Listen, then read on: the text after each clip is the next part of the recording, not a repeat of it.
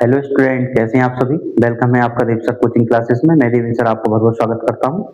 आज हम हिंदी से व्याकरण में लेकर के आए हैं शब्द भेद। तो शब्द भेद, शब्द के कितने भेद होते हैं और शब्द क्या कहलाते हैं, तो ये इससे रिलेटेड हम वीडियो लेकर के आए हैं। आज की क्लास में हम ये जानेंगे कि शब्द और शब्द भेद कितने होते हैं, कितने प्रकार के होते हैं।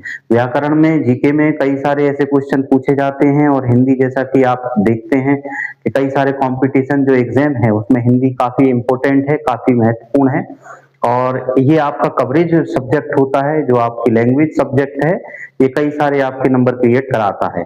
तो यदि हम ग्रामर का अच्छा पकड़ है, अच्छी समझ है, तो हम अच्छे से अच्छे, ज्यादा से ज्यादा नंबर अपने सब्जेक्ट में ला सकते हैं। आइए हम आ जाते हैं शब्द।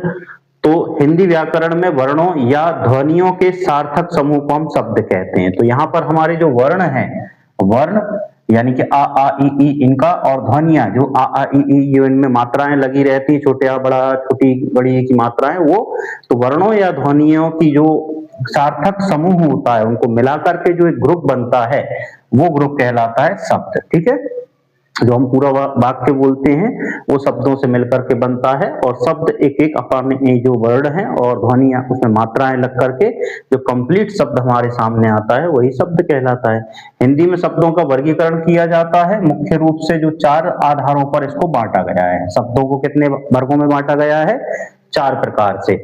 तो 4 प्रकार के शब्द हम बताएंगे यहाँ पर किया जाता है। पहला होता है उत्पत्ति के आधार पर, दूसरा होता है रचना के आधार पर, तीसरा अर्थ, और चौथा प्रयोग के आधार पर। ठीक है, उत्पत्ति, रचना, अर्थ और प्रयोग के आधार पर। यहाँ पर हम उत्पत्ति के आधार पर देख रहे हैं शब्दों। उत्पत्ति को हम स्रोत भी कहते हैं, उत्पत्ति को हम स्रोत के नाम से भी जानते हैं। तो स्रोत के आधार पर भेद हम जानेंगे। स्रोत के आधार पर शब्दों को 5 भागों में बांटा गया है। कितने भागों में? 5 भागों में। अब यहां पर हम देखते हैं जो पहला है, 5 में से पहला तत्सम, पहला है तत्सम। तो संस्कृत भाषा के वे शब्द जो बिना किसी परिवर्तन के, ध्यान दीजिएगा, संस्कृत में जो भाषा शब्द हैं, वो शब्द जो बिना किसी परिवर्तन के हिंदी में उपयोग होते हैं।